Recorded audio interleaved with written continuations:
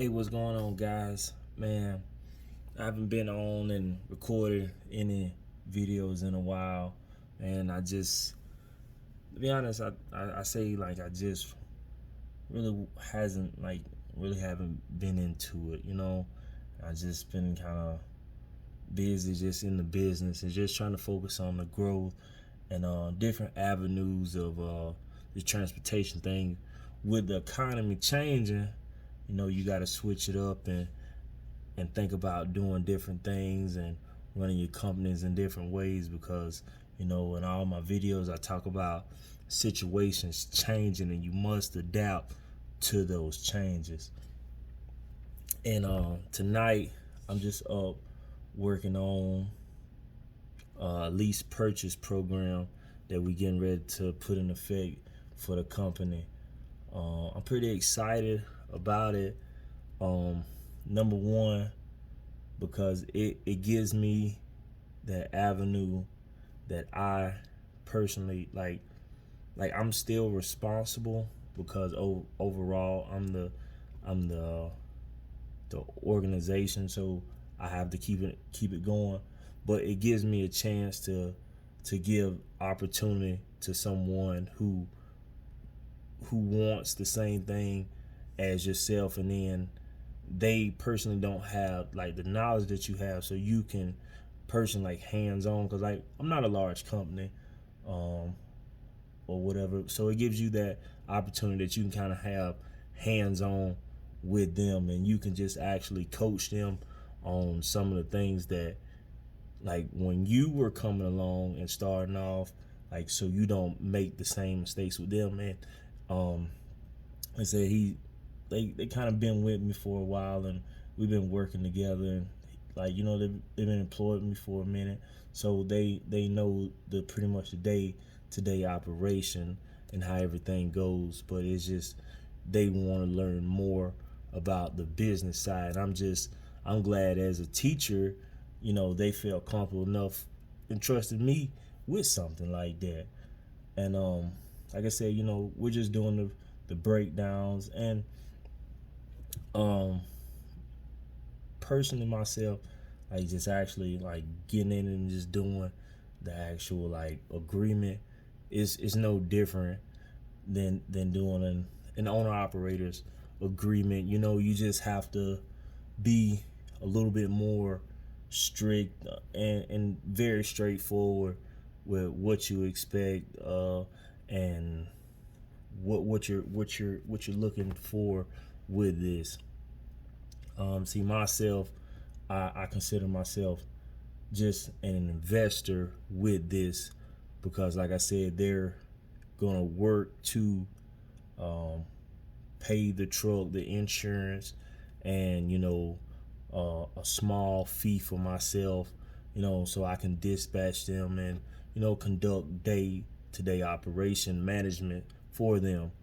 And it actually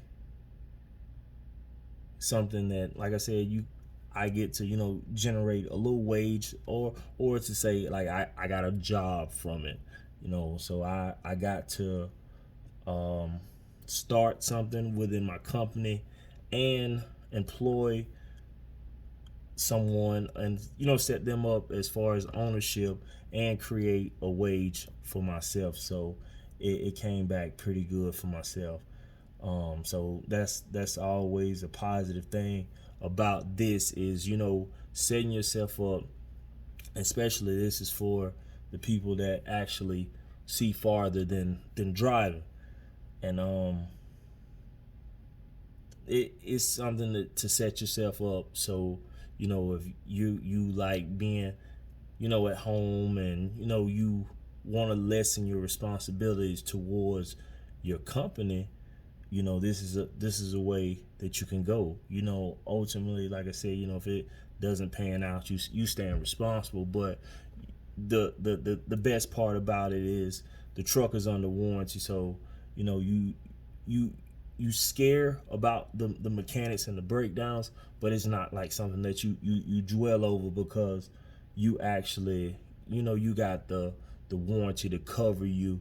And with the truck that I have, I got a 2021 Chevrolet. It finally came back out of the shop after 4 months, man. 122 days that truck was broke down.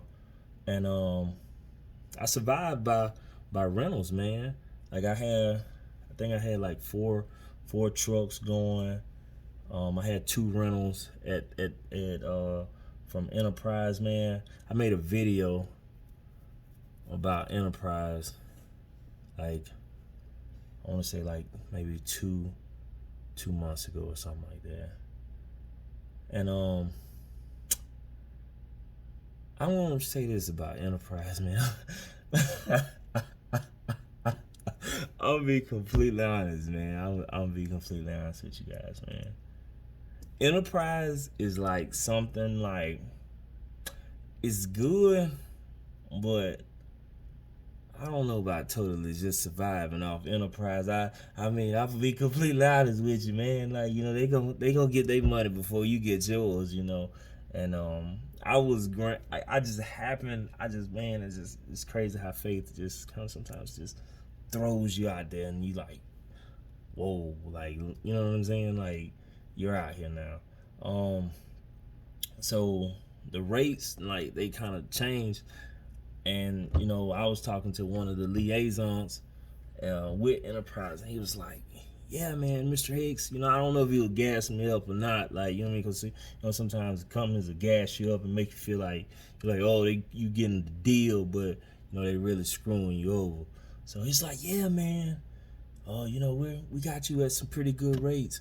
And I was like, I mean, like, what you mean good? He's like, yeah, man, we get you in.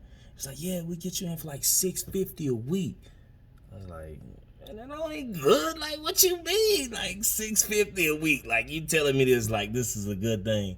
He's like, no, that's great, man, because like with the inflation and everything, the supply and demand, man, we're charging like $900 a week. So I'm like, you charging how much? You charging like 900? Like, you charging like how much? You charging like 900? So I felt pretty good. Like, I'll be completely honest with you, man. I was like, man, that 650 is cool with me. So let me go ahead and get this so I can get out here and get this 650. So I mean, I did that for four months, and I'm gonna say, man, I'll be completely honest with you, man.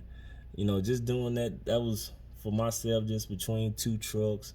I think it was something like, man, I want to say like 10.5, like during that duration, man. And like, you gotta pay, like I said, $650 a week plus, like, I think it's like 19 cents a mile. So like, I was paying something like, maybe I want to say like $2,500 a week for the actual truck. And like at the end of the 30-day contract, because they put you on a 30-day contract, it was coming out to be like, so you paying like 20, 24, 25 a week. I mean, like a month for the actual rental, which is like I think I was like paying like $650 a week. And then you had to turn around and at the end of the mileage contract, you had to pay like whatever those mileage added up to. See, like me, man, you got to pay $650 a week, plus you paying your fuel, you paying your drivers. So, you know, we was pumping, like we were making the trucks do what they did. You see what I'm saying? And man, we was running the miles up pretty good. And so we ran our miles up. And so, like, in my contracts, man, I'm paying like $2,500. So mind you, like, we at 24, 25, like, for the rentals, like, weekly. I mean, not weekly. I mean, at the end of the month, like, you know, from the $650 a week that I was just telling you guys about, plus, you know, the mileage, you know. So you like 24, 25. So I'm just for a rental a month, I'm like $5K, like, you know what I mean, off the top. Like, so man, I'm excited. You know, I got my truck back, so I'm looking to, you know, just cut back just with that. But like I said, you know, going back into the lease purchase program, it's an opportunity that I got to give to some guys that seem hungry, you know what I mean, and they want to improve their livelihood, and I'm just here just to guide them, just with the experience and everything that I've done. Because I mean, I've been doing this for like 3-4 years now, and it's like, I'm not gonna lie, like I learn something new every day, but the actual like physical, like how to get things done in it, it's like almost routine, it's just, you look at it, it's like something, it's almost easier for me at this point to like show it off, like, hey, this is what you need to do, like delegate it versus the actual physical labor of it. Because it's just a very time consuming industry, especially when you're behind the wheel. And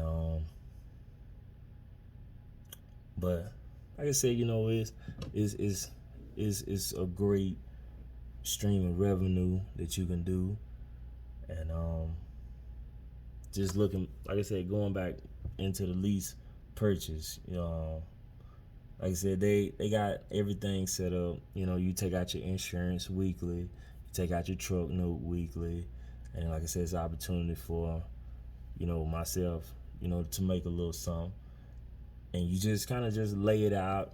Literally, you list everything, like, okay, you got your money, what you be making, and the percentages what they would be getting, and you encourage them to save money, and then invest back into the truck, ultimately. But on this, like I said, originally I will be acting probably as an investor, because in reality, um, these trucks are gonna break down, trailers are gonna break down, and it's gonna take some type, sometimes people can't afford it, to fix it. And like I said, I can't say I ever been in like one of those situations, but I've been in a situation where I was like, yo, this breakdown is $5,000-$6,000.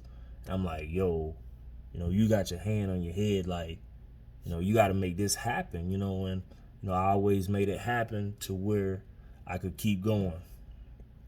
And so this right here, I'm setting up to the point where, if something happens and they can't cover, we can keep going. And just you sign a contract, it's like you're setting yourself up to self-sustain yourself, you're making a little money and you can save that money to invest back. And so, if anything happens, you get to cover it, and you say like, hey, okay, well, this was $1,000.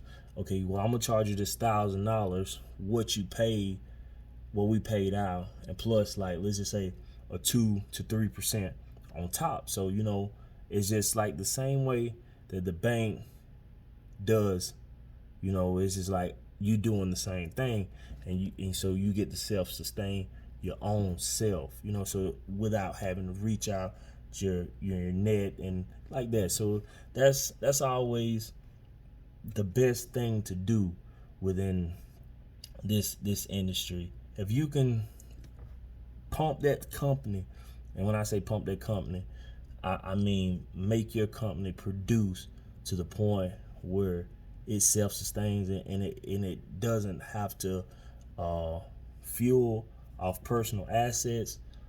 Man, you're doing pretty good. I'm not gonna lie, you're doing pretty good, because it gives you something where you could step back and you could actually save money. See, a lot of people in this industry, man, they gross and they make a lot of money, but the question of the matter is, like, do you really save money? Like, and that's a discussion that probably a conversation we have later on. But a lot of people in this industry, they make $7,000-$8,000 a week. I'm not gonna lie about that. I've done it several times. But the question of the matter is, out of that 7, how much are you actually retaining? That's the question, and that's what you got to figure out. You must retain enough to sustain your company and keep your company going, because, like I said, insurance, fuel has now taken a dramatic increase. So and I was like I said, I had a semi, had 2 semis. I had one what I personally owned.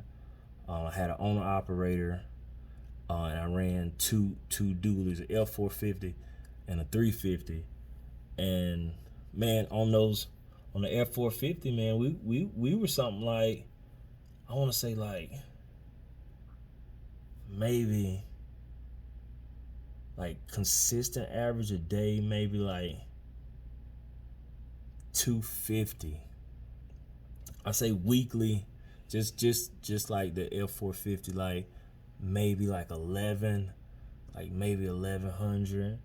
The 350, we was running that 350 up, like from Texas, like up like to the Midwest, and we was doing like maybe 14. I say maybe like 12, like 12 to 15. Like it never exceeded 15. And with my 2 semis, I had them down in Texas, and they were working out of like pretty much a regional home like type of deal, and they were doing something like, I want to say that those semis were doing like maybe 1250, but they were very consistent. They were very consistent, and ultimately, like now, I downsized. I only got like two trucks now. I downsized.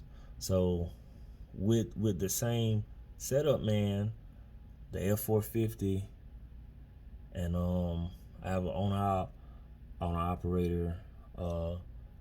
He works with us, and with that, the F450 is like, I want to say about 1,800 now in fuel. And so, like, you look at a small window, and I say it's very small. Like, we talking maybe 120 days here, and that's like 4 months. That you go from 11, 12, from in the F450 to like 18.